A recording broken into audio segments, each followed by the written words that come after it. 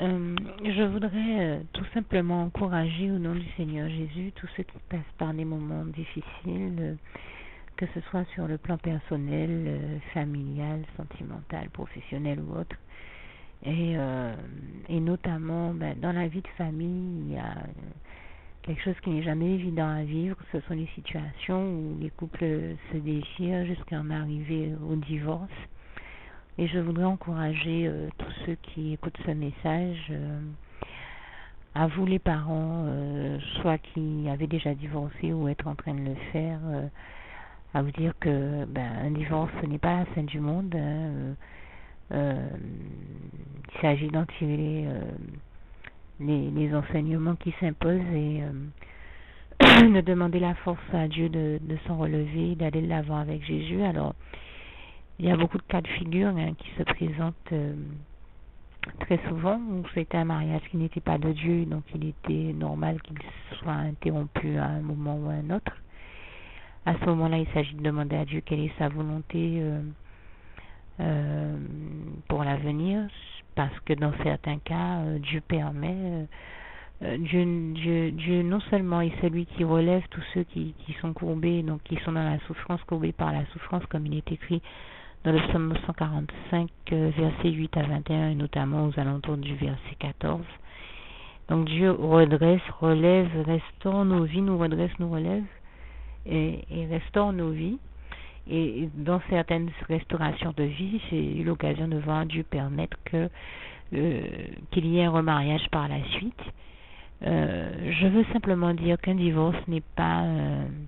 que quand on divorce, la vie n'est pas pour autant finie. Dieu sait pourquoi il permet. J'ai même eu l'occasion de voir de véritables chrétiens divorcés, des vrais chrétiens, qui étaient des gens qui avaient une foi très forte, très belle, et qui étaient des exemples pour beaucoup d'entre nous, et qui ont divorcé, mais qui avaient un vrai mariage de Dieu. Et dans leur cas, Dieu a restauré leur histoire, parce qu'après le divorce, et nous qui les regardions, parce que nous savions qu'ils étaient de vrais chrétiens et des exemples de personnes solidement ancrées dans la foi et qui étaient en train de vivre cette expérience, nous qui les regardions, nous nous sommes dit, ça vient forcément de l'ennemi. Il n'y a que l'ennemi qui a pu séparer ce couple-là, parce que leur mariage était un vrai mariage de Dieu. Et nous avons beaucoup prié pour que le Seigneur les restaure et les ramène à une situation de paix et d'harmonie. Je rends grâce et gloire à Dieu, à Jésus, à son Saint-Esprit, parce que c'est réellement arrivé. Dieu a restauré ce couple et même après qu'ils aient divorcé, Dieu a fait en sorte qu'il y ait un travail. Dieu a fait un travail dans leur vie qui est extraordinaire, et je lui rends grâce et gloire. Vraiment, parce que il a réussi à ramener sa paix, son harmonie entre eux, au point qu'ils se soient remariés. Et toute la gloire revient à Dieu, à Jésus, à son Saint-Esprit, et ils forment une famille heureuse aujourd'hui avec leurs enfants. Donc c'est vous dire qu'un divorce n'est jamais une fin en soi, et le sens de mon propos se veut encourageant, et pour les parents et aussi pour les enfants, à qui je dis que quand il y a un divorce, il ne faut surtout pas qu'ils s'en sentent responsables, ni coupables. Ils ne sont jamais responsables des divorces. Le diable est celui qui en réalité est responsable de toutes les désunions, séparations, discordes, zizanie, divorces, guerres et autres.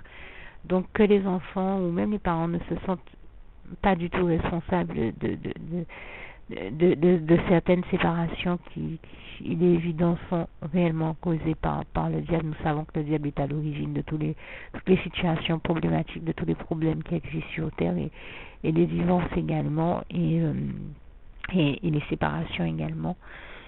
Sauf quand il y a une séparation parce que l'union, elle, n'était pas de Dieu. C'est l'exception que j'ai voulu citer tout à l'heure.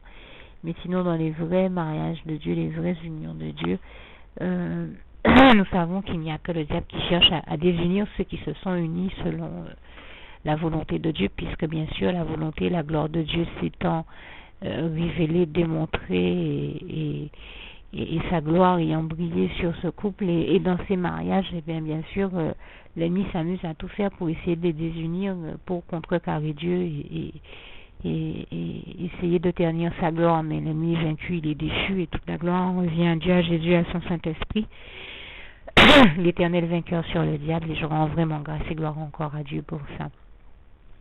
Et donc je disais que mon propos, j'ai une petite toux, mon propos vise aussi à encourager tous les enfants qui écoutent ce message, les enfants dont les parents ont déjà divorcé ou dont les parents sont en train de divorcer, ou vous s'apprêtez à le faire, et vraiment à leur dire de ne pas se laisser aller gagner ni par le chagrin, ni par le découragement, la tristesse ou encore moins la dépression, parce que premièrement, ils ne sont pas responsables de cette séparation.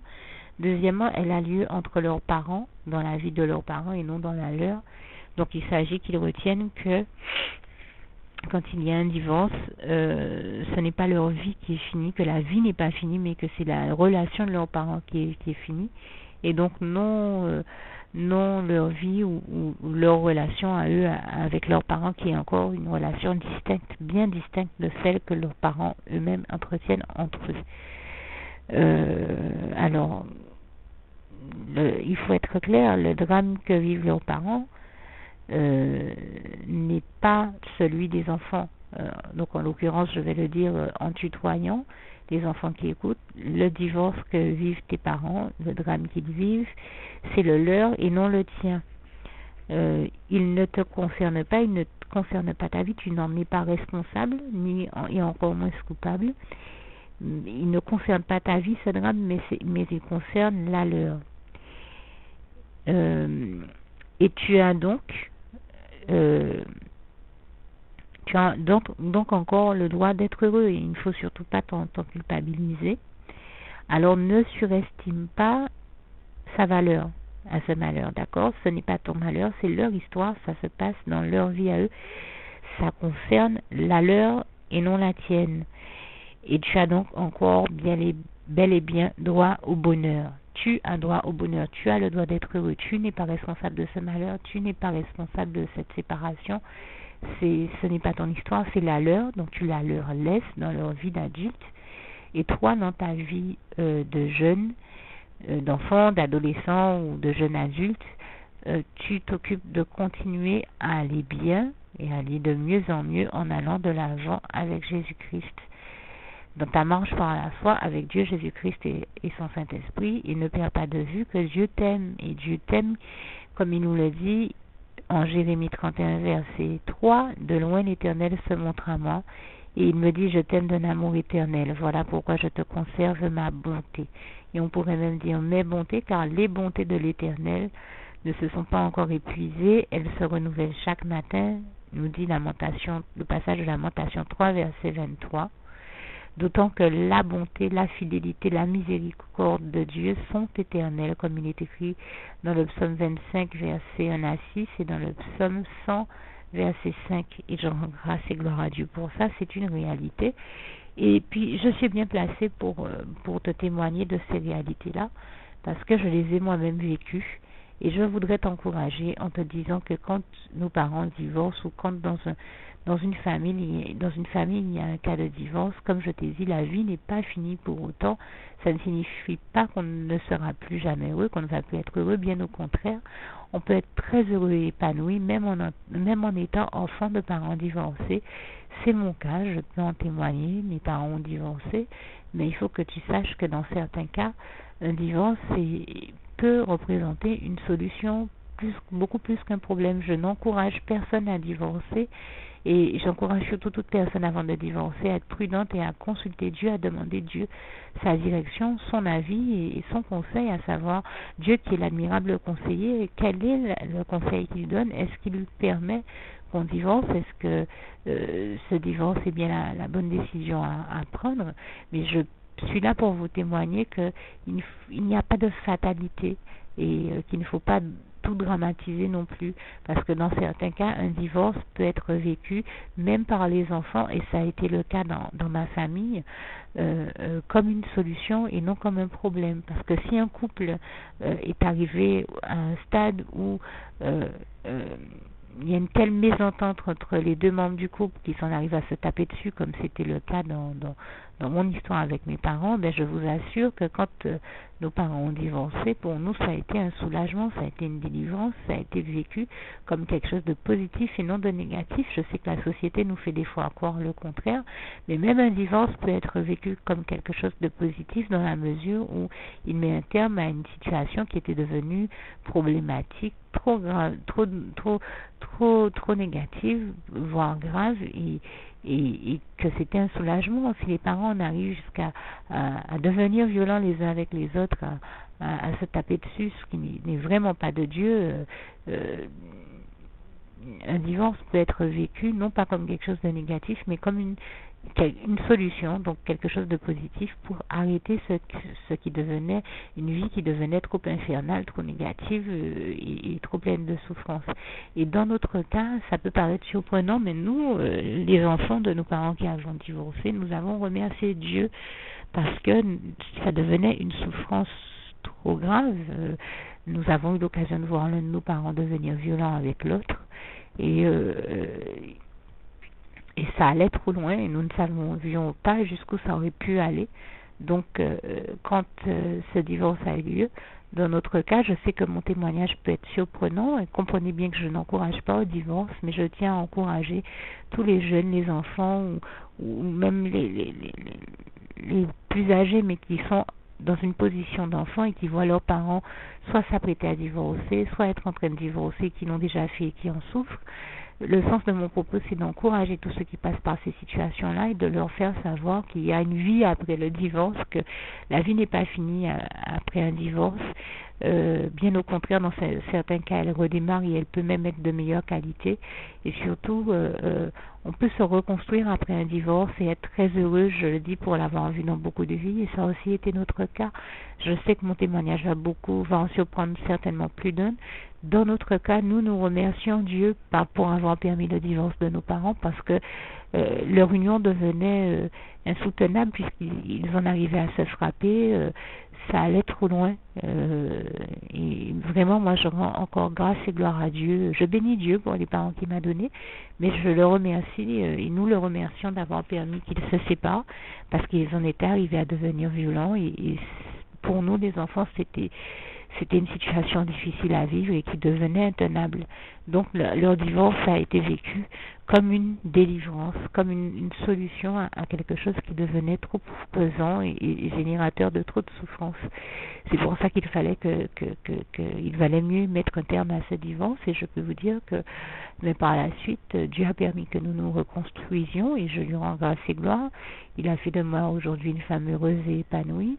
Et pourtant, j'ai été une enfant de divorcée. Quand j'étais petite, je passais mon temps à entendre la société dire mais si telle ou telle chose ne va pas dans sa vie, c'est parce que ses parents ont divorcé. Ah ben elle souffre, c'est parce que ses parents ont divorcé. Oh, il y a telle chose, c'est parce que ses parents ont divorcé. Ce n'était pas vrai. Et j'avais beau essayer d'expliquer aux gens, ils ne voulaient pas l'entendre. Cette société-là, des fois, on a beau essayer d'expliquer aux gens la vérité, ils ne veulent pas l'entendre. Je leur disais non, le divorce de mes parents n'est pas la cause de tous mes problèmes. Le divorce de mes parents n'est pas nécessairement la cause du problème que vous avez en face de vous. Pourquoi rattacher ça à cette chose-là? Ce sont deux choses qui n'ont rien à voir les unes avec les autres. Malheureusement, on vit aussi, en dehors de la question du divorce, des situations problématiques dans la vie. Le divorce n'en est pas nécessairement l'origine. Il faut que ce soit clair. Et c'est le cas que je viens d'évoquer en l'occurrence. Donc, ce que je veux dire, c'est qu'on a ce réflexe de considérer que oui, le divorce est forcément ce qui a été problématique dans la vie d'un enfant, ou l'est ou le sera, et l'empêchera peut-être d'être heureux. Ce sont de fausses croyances. C'est une mauvaise analyse qui peut s'avérer vraie dans certains cas, mais qui ne s'avère pas toujours vraie dans les autres. Beaucoup de personnes sont très heureuses, même après un divorce, et beaucoup d'enfants de parents divorcés réussissent à trouver le bonheur et à être épanouis. C'est mon cas, j'en témoigne.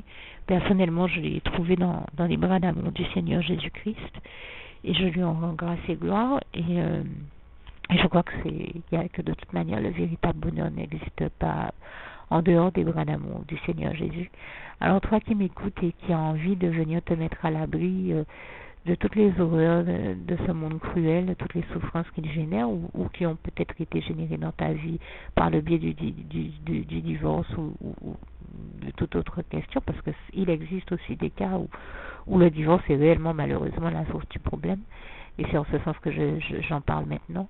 Donc, comment est-ce que moi j'ai trouvé le bonheur dans les bras d'amour de Jésus? Mais ça a commencé le jour où je lui ai adressé la prière que je vais t'inviter à dire avec moi, tout en te citant le passage de Jean 14, verset 6. Jésus-Christ est le chemin, la vérité et la vie.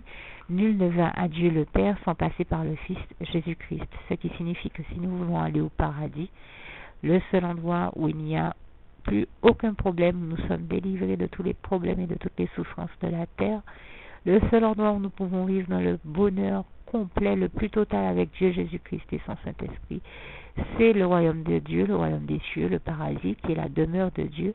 Et pour y entrer, il faut commencer par passer par le Fils Jésus-Christ et donc par ouvrir tout simplement son cœur à Dieu, à Jésus-Christ, à son Saint-Esprit, à être sincère avec lui dans nos cœurs et à faire ce qu'il demande et à adresser au Seigneur Jésus cette prière que je t'invite à dire avec moi. Donc, tu peux te mettre dans ta chambre pour dire cette prière à voix, enfin pas nécessairement haute au point d'en avertir les voisins, mais à voix audible en tout cas. Donc, tu lui dis, Seigneur Jésus-Christ, moi, telle personne, tu dis ton prénom et ton nom. Moi, Seigneur Jésus-Christ, je t'accepte aujourd'hui comme mon sauveur personnel, le seul maître et roi de ma vie. Et puisqu'éternel mon Dieu, tu es le créateur de ma vie, je remets toute ma vie entre tes mains, je te la donne. Et merci aussi, éternel mon Dieu, Seigneur Jésus, de m'accorder la grâce de ton pardon et de ta miséricorde pour tous les péchés que j'ai pu commettre tout au long de ma vie, pour tous les péchés que j'ai commis tout au long de ma vie, et pour toutes les fois où j'ai fait mal à ton cœur. Accorde-moi, ô éternel mon Dieu, la grâce de ton pardon et de ta miséricorde pour tout cela. Ici, pendant que vous parlez, vous voyez des images défiler de moments de votre vie où vous n'avez pas fait des choses qui étaient très, très bonnes, très louables. Demandez pardon à Dieu pour chacune d'entre elles, chacune des choses et des mauvais souvenirs qui vont vous remonter à ce moment-là. Une fois que vous avez terminé de le faire, vous dites merci aussi Seigneur Jésus-Christ de m'amener avec toi dans tes bras d'amour au paradis quand ton temps pour cela sera arrivé, quand le bon moment pour cela sera arrivé. Merci de m'amener avec toi dans tes bras d'amour au paradis afin que je continue à te servir et à t'appartenir pour l'éternité, d'éternité en éternité. Et vous dites pour conclure cette prière, et c'est au nom puissant du Seigneur Jésus que j'ai fait cette prière. Et je vous dis que Dieu vous bénisse abondamment, puissamment, richement, vous fortifie. Et d'ailleurs, en l'occurrence, voilà, que Dieu guérisse vos cœurs, vous délivre de toute souffrance, de tout chagrin, car je rends grâce et gloire au Saint-Esprit qui est le meilleur des consolateurs que Dieu nous ait laissé, comme il est écrit en Jean 14, versets 26 à 27. Et n'oubliez pas que toujours en Jean 14, verset 19, cette fois-ci, le Seigneur Jésus-Christ nous dit « Parce que je vis, vous vivrez aussi ». Donc, quand on fait cette prière-là, c'est pour continuer à vivre, c'est pour notre bien, je tiens à le signaler, notre très grand bien, parce que Dieu agit toujours dans le sens du très grand bien de tous, de ce qu'il y a de meilleur pour chacun d'entre nous, et je lui rends grâce et gloire pour ça. Dieu, dans son grand amour et sa bienveillance envers nous, c'est toujours au mieux pour chacun de nous, et je le remercie et je lui rends grâce et gloire pour ça. Et donc, je terminerai en vous disant que oui, c'est Dieu qui nous fortifie. Donc, chaque fois qu'on ressent le besoin d'avoir de la force, en plus, on demande à Dieu de nous donner toute dose de force, de foi, de courage, de persévérance, de grâce, de bénédiction, d'onction, et de nous conduire de victoire en victoire, de victoire glorieuse et divine en victoire glorieuse et divine, de grâce en grâce, de bénédiction en bénédiction, de sanctification en sanctification, d'onction en onction, de gloire en gloire, et on lui demande de faire en sorte que sa très grande gloire soit démontrée dans tous les domaines de nos vies. Et quand vous terminez cette petite prière que je viens de faire également, vous dites c'est au nom puissant du Seigneur Jésus que j'ai fait cette prière. Donc que le Seigneur vous bénisse et vous conduise de victoire en victoire, dans sa paix, sa lumière, son amour, sa joie, sa justice et dans tout ce qu'il a réservé de bon par avance pour vous, car comme il est écrit en 1 Corinthiens 2 verset 9, mais comme il est écrit, ce sont des choses que l'œil n'a point vues, que l'oreille n'a point entendues, et bien ces choses-là, Dieu les a préparées d'avance pour ceux qui l'aiment, et je rends grâce et gloire à Dieu pour ça, car nous savons que comme il est écrit en Romains 8 verset 28, toutes choses concourent au bien de ceux qui aiment Dieu et qui sont appelés selon ses desseins, comme Dieu vient de vous appeler à travers cette prière que je vous invite vraiment à dire, et si vous ne l'avez pas encore dite, vous pouvez faire un retour sur le début de ce document et dire donc avec moi ces prières. et que Dieu vous bénisse encore. Je terminerai en vous disant que, voilà, quand on a la sensation qu'on manque de force, il ne faut pas hésiter à la demander à Dieu. J'ai cité tout à l'heure Romains 8, verset 28, et bien je vous invite à lire Romains 8, verset 1 à 39, parce que voilà un passage de la parole de Dieu qui nous fortifie beaucoup, justement. Ésaïe 41, verset 10 à 13, également, que je vous invite à lire. Et vous avez aussi Philippiens 4, verset 4 à 21, qui est un très beau passage également. Parmi ces versets, d'ailleurs, on retrouve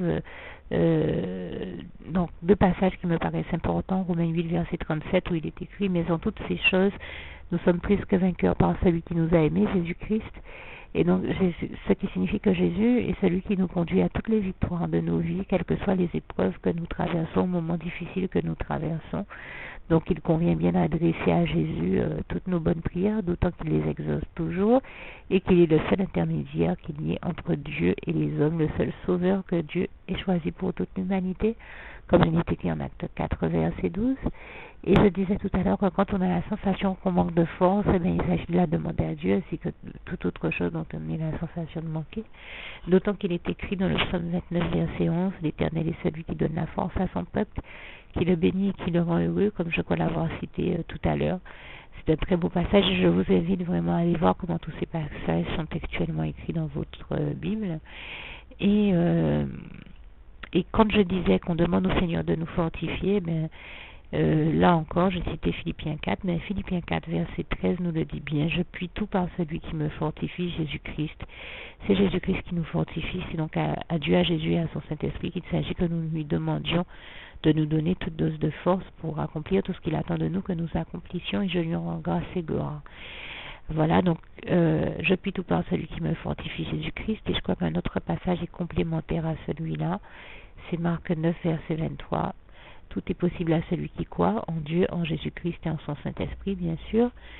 Et surtout, tout est possible à Dieu, comme il est écrit en Marc 10, verset 27. En vous laissant méditer sur ces beaux passages de la parole de Dieu, je vous dis que Dieu vous bénisse et je termine avec le souhait de mon cœur pour vous. Que la paix de Dieu qui surpasse toute intelligence garde vos cœurs et vos pensées en Jésus-Christ. Que Dieu vous bénisse et à bientôt. Et le passage que je viens de vous citer, c'est Philippiens 4, verset 7. Que Dieu vous bénisse, à bientôt.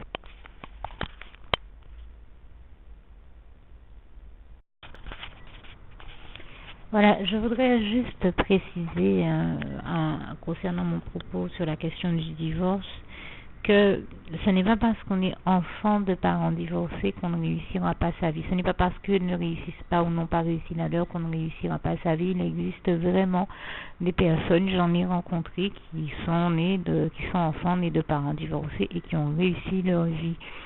Je veux vraiment encourager les enfants de parents divorcés et leur dire que le divorce de leurs parents, comme bien d'autres événements dans leur vie, n'est pas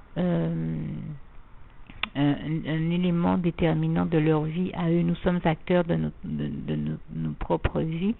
Quand nous prenons le temps de faire ce que Dieu nous demande de faire et d'accomplir sous l'inspiration de son Saint-Esprit, donc le passé de nos parents n'est pas celui qui va déterminer notre avenir.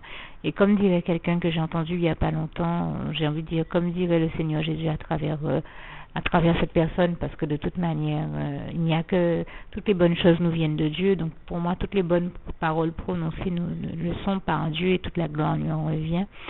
Ces personnes disaient le passé n'a pas d'avenir, et j'y crois profondément, c'est-à-dire que nous devons continuer à aller de l'avant avec Dieu Jésus-Christ et son Saint-Esprit.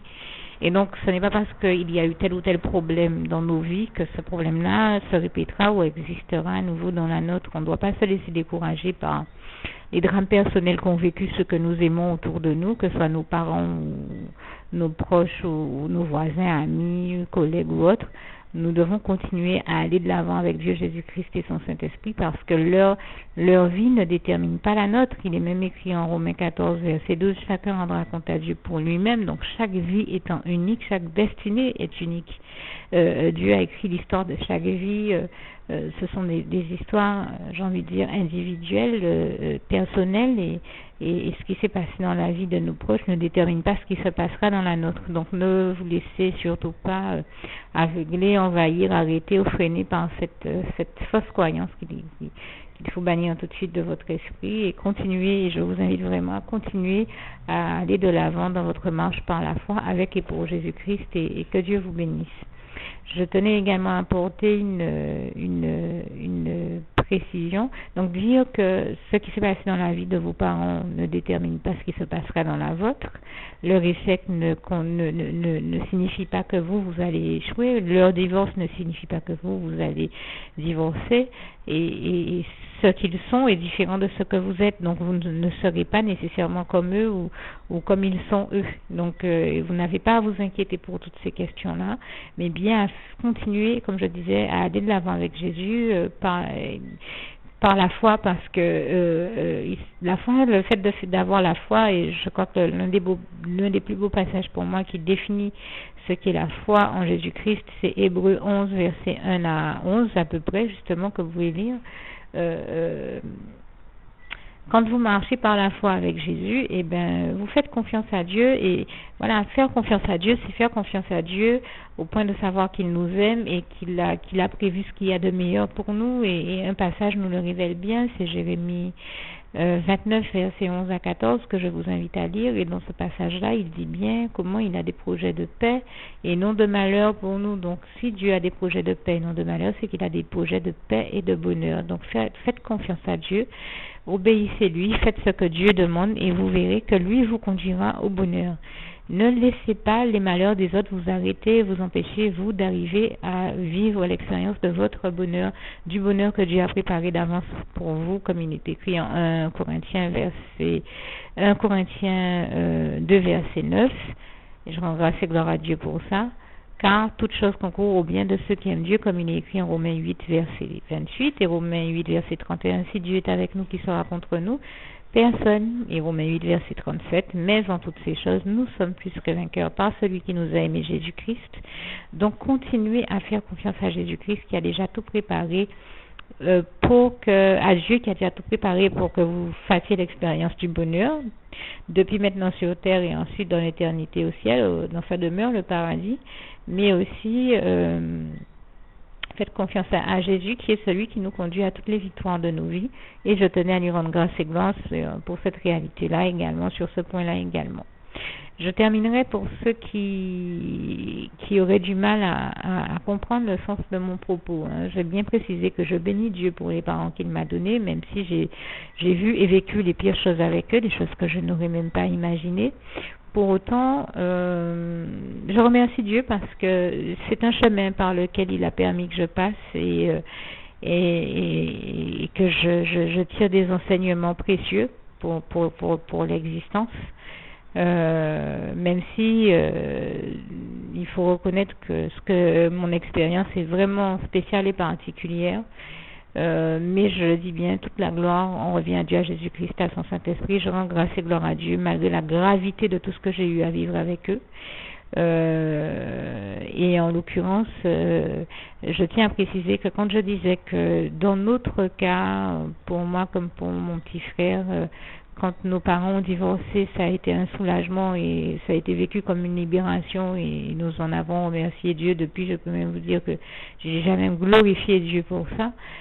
C'est parce que leur couple était arrivé à un degré qui était grave. Je parlais tout à l'heure des couples dans lesquels la violence fait son apparition et parfois même malheureusement s'installe.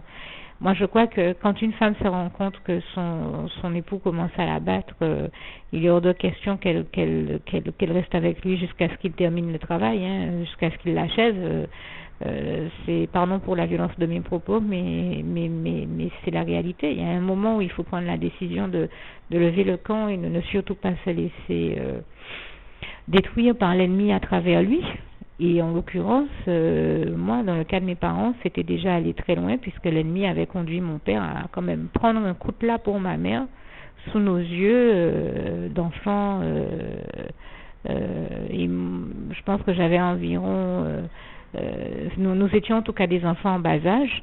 Je trouve ça scandaleux de devenir aussi violent avec son épouse devant ses enfants, et j'en veux pour preuve que nous sommes plus de 30 ans plus tard et j'ai encore ces scènes-là en mémoire. Je revois le sang de ma mère couler, je revois des scènes terribles dont je ne vais pas donner le détail ici parce que je ne veux choquer personne, des personnes qui écoutent, mais il faut comprendre dans quel sens je dis qu'un divorce peut être une libération. Comme je l'ai dit, je n'invite personne à divorcer, personne à aller se séparer sans que Dieu ne le permette. Comme j'ai dit, avant de prendre des décisions aussi radicales, il faut consulter Dieu, demander à Dieu ce qu'il décide de faire de son mariage, de chaque mariage. Mais je dis que quand on en arrive à de tels extrêmes, il est hors de question de laisser la violence faire son nid dans nos vies et s'installer, mais bien au contraire, s'en libérer, demander à Dieu de nous en libérer et prendre les mesures qui s'imposent.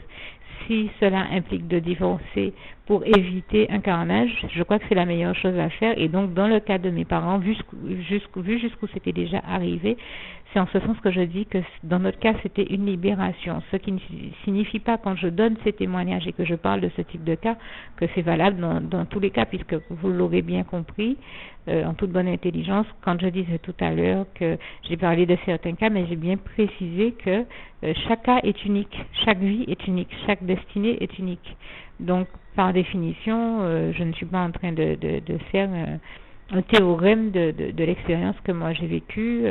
Ce qui a prévalu dans mon cas ne prévaut pas nécessairement dans d'autres cas, mais j'ai voulu en tout cas dire que là où un divorce peut paraître être un drame aux yeux de la société, il peut être en réalité une solution et une libération pour ceux qui le vivent et qui avaient l'habitude de faire les frais de l'union de deux personnes qui ne se supportaient plus.